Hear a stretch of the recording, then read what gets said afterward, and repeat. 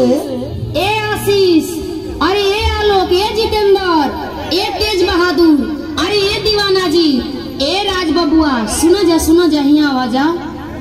अरे का रे भौजी, का भइल रे? अरे हौ बूढ़वा हो। कौन बूढ़वा रे? हौ बूढ़वा। कौन बूढ़वा बताइबी? अरे हौ बूढ़वा के नइखा जानत हौ बूढ़वा। कौन बूढ़वा रे? खाली बूढ़वा करबी कि नामवा बताइबी कि कौन बूढ़वा? अरे हौ बूढ़वा तेल पियावन के नइखा जानत। अरे का भइल रे? तेल पियावन, तेल उल पिया दोनों का रे? अरे नाही हो। अरे तब का भइल रे? सुना ए दीवाना बबू। अच्छा सुनाओ, अब तो सुने के बाकी न रह गई बा।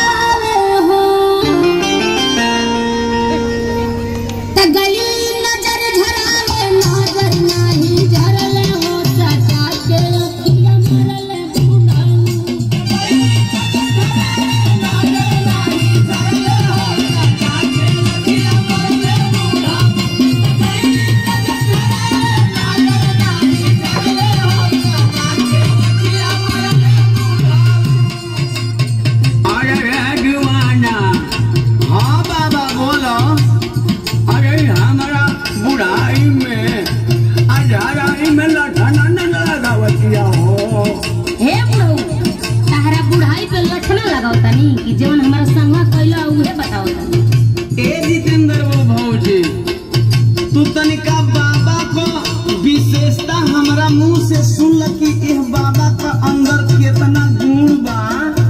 अच्छा तो सुनावा। वैसे तहरा बाबा की विशेषता के बारे में हम जानत तानी, लेकिन तू सुनाइए ना। अच्छा तो ए भौजी, अब तू हमरा बाबा को विशेषता सुनो कि हमार बाबा में कौन कौन गुण भरल बा।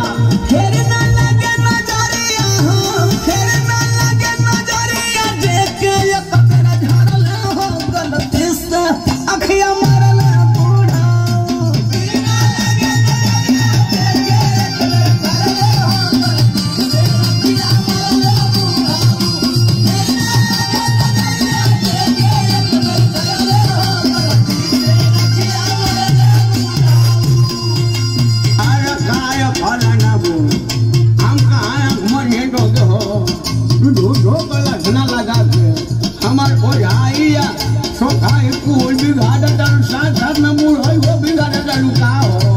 अरे चुप रह बुढ़ऊ, एक तो चोरी भी है, ऊपर से सीना चोरी।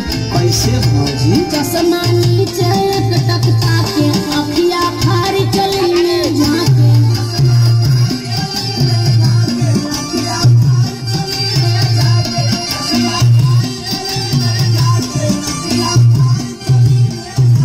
चश्मा नीचे टकता के अखिया फारी चली में झांके। बन के साठा में पाठा हो, बन के साठा में पाठा, नियत थोड़ा बिगड़ले हो, सटा के अखिया मरले बूढ़ा हो।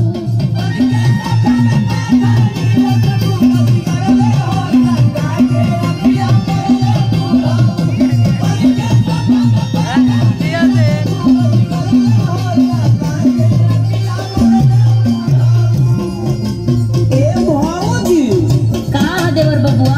तनिका तू तेल पियावन दादा को हकीकत सुन लो। अच्छा तो सुनावा। जौन तेलपियावन बाबा के तू बिना फीस के वकील भइल बाड़ा ना, तो तेलपियावन बाबा के वकालत कर।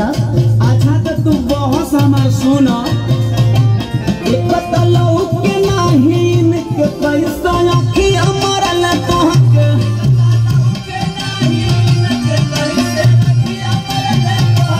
एक तलऊ के नाहीन के पैसे अखिया मरल तोहके। काहे लरे लुला छना हो, काहे लरे लुला छना, तोहरो का बिगड़ल हो गलती से अखिया मरल बूढ़ा।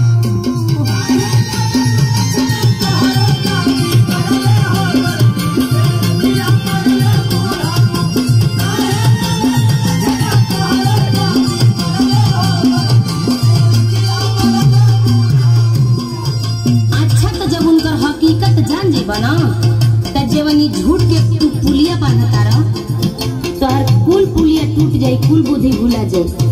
जितेंद्र अच्छा ही बताओ कि झूठ हम बोला था नहीं कि झूठ तू बोला था तू। अच्छा तो ये दीवाना तनी हमर बात सुनो, झूठ हम बोलता नहीं कि बूढ़ऊ बोलता रे। अच्छा सुना भौजी सुना। साझे सवेरे बोलावे अकेले धार के मुनवा चल रग दिल।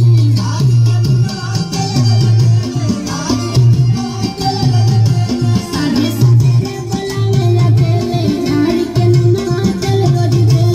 मीनाक्षी पूछ गई हो, मीनाक्षी पूछ गई भरम में रहे डरले हो। सटा के रखिया मरले बुढ़ाऊ।